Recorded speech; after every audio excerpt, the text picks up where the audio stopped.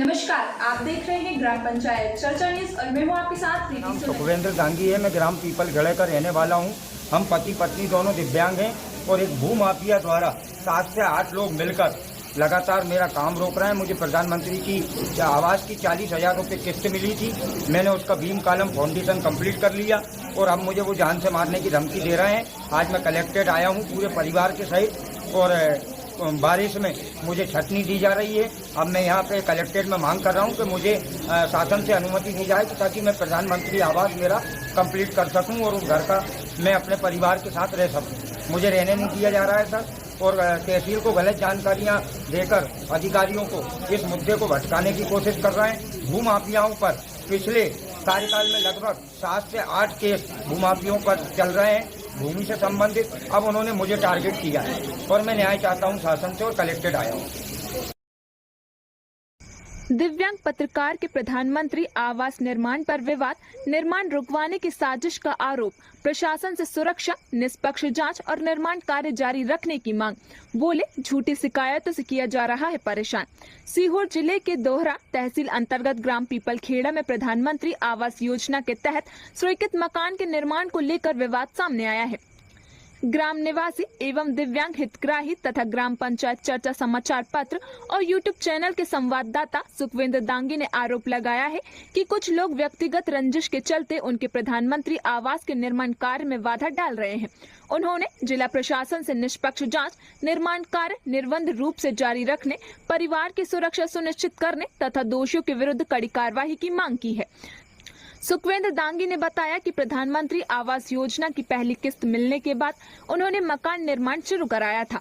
उनके अनुसार करीब 10 से 15 दिनों में भवन का बेस लेवल तथा निर्माण पूरा हो गया था।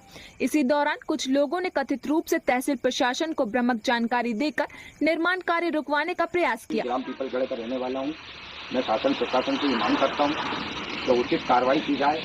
4 से 5 भू माफिया चंदर सिंह, लालू, भूरा, पवन, राहुल और इनके साथीगण अवतार, बलराम, ये लगातार मेरे घर पे आ रहे हैं और पंचनामा बनवा रहे हैं। मैं प्रधानमंत्री आवास का निर्माण कर रहा हूं और ग्राम पीपलगढ़ का रहने वाला हूं। पिछले 15 से 20 दिन से मैंने मकान का काम चालू किया। लगातार तहसील में झूठी जानकारी दे रहे हैं। कल भी मेरे पास तहसील से फोन आया कि आपका काम चल रहा है। मैंने कोई काम नहीं किया। वीडियो कॉलिंग करके मार्को तो आपको बताया तहसील दौरा, और फिर इनका फोन आया कि आज काम चल रहा है और ये मौके पर आए तो इनको कोई काम चलता नहीं मिला और ये आनंद फानंद में पंचनामा एक तरफा तैयार करके ले गए हैं। ये भूमाफिया है। पिछले लगातार 1 साल से मेरे परिवार और मुझको टारगेट कर रहे हैं। मैं परेशान हूँ। मुझे प्रधानमंत्री आवास नहीं बनाने दिया जा रहा है। उन्होंने आरोप लगाया कि पवन, राहुल, चंदर सिंह, योगेश, भूरा, बलराम और अवतार सहित कुछ लोगों ने उनके खिलाफ झूठी शिकायत कर प्रशासन को गुमराह किया है। दांगी का कहना है कि उन्होंने मकान निर्माण के लिए आवश्यक सामग्री खरीद ली है तथा ठेकेदार को भुगतान भी कर दिया है। यदि इस समय निर्माण कार्य रोक दिया गया तो उन्हें भारी आर्थिक नुकसान उठाना पड़ेगा और प्रधानमंत्री आवास योजना का लाभ अधूरा रह जाएगा। उनका दावा है कि जिस स्थान पर निर्माण कार्य किया जा रहा है वे ग्राम की अवधि क्षेत्र में स्थित है तथा वहीं उनका शौचालय भी बना हुआ है। उन्होंने ये भी आरोप लगाया है कि गाँव में अन्य हितग्राहियों के प्रधानमंत्री आवास का निर्माण जारी है, जबकि केवल उनके मामले में कार्रवाई की जा रही है। उन्होंने आरोप लगाया है कि तहसील अधिकारियों द्वारा 2 बार मौके का पंचनामा तैयार किया गया, लेकिन उसमें उन्हीं लोगों के हस्ताक्षर कराए गए जिन पर वे शिकायत कर रहे हैं। उनका कहना है कि लगातार उन पर निर्माण कार्य रोकने का दबाव बनाया जा रहा है तथा उन्हें धमकियां भी मिल रही हैं। दिव्यांग हितग्राही सुखवेंद्र दांगी ने बताया कि वे एक पैर से दिव्यांग है तथा उनकी पत्नी भी दिव्यांग है। उनका कहना है कि बारिश के मौसम में यदि मकान निर्माण अधूरा रह गया तो उनके परिवार के सामने रहने का गंभीर संकट खड़ा हो जाएगा। पत्रकारिता से जुड़े रंजिश का भी लगाया आरोप। सुखवेंद्र दांगी, जो ग्राम पंचायत चर्चा समाचार पत्र एवं यूट्यूब चैनल के संवाददाता हैं, ने आरोप लगाया है कि उन्होंने क्षेत्र में कथित रूप से लाल पट्टी की जमीन से जुड़े विवादों तथा किसानों को परेशान किए जाने संबंधित समाचार प्रकाशित किए थे। उनका दावा है कि इन्हीं खबरों से नाराज होकर संबंधित लोग अब उनके प्रधानमंत्री आवास निर्माण में बाधा डाल रहे हैं और उनके खिलाफ शिकायत कर रहे हैं। पहले भी दी थी धमकी की शिकायत, दांगी ने आरोप लगाया है कि लगभग 1 वर्ष पूर्व भी उन्हें कुछ लोगों द्वारा रास्ते में रोककर जान से मारने की धमकी देने एवं हमला करने के प्रयास की शिकायत पुलिस और जिला प्रशासन से की थी, लेकिन अब तक कोई प्रभावी कार्यवाही नहीं हुई।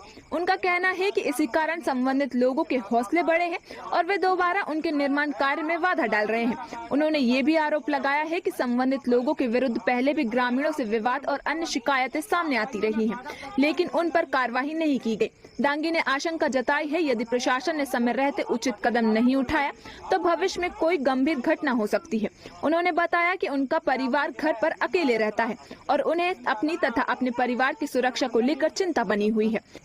पीड़ित ने बताया कि तहसील कार्यालय से उन्हें नोटिस देकर बुलाया गया था, जहां उन्होंने अपना पक्ष लिखित रूप से प्रस्तुत किया, लेकिन अब तक उन्हें कोई निर्णय या जवाब प्राप्त नहीं हुआ। उन्होंने जिला प्रशासन से निष्पक्ष जांच कर प्रधानमंत्री आवास निर्माण कार्य निर्बंध रूप से जारी रखने, सुरक्षा उपलब्ध कराने तथा दोषियों के विरुद्ध विधि सम्मत कार्यवाही की मांग की है।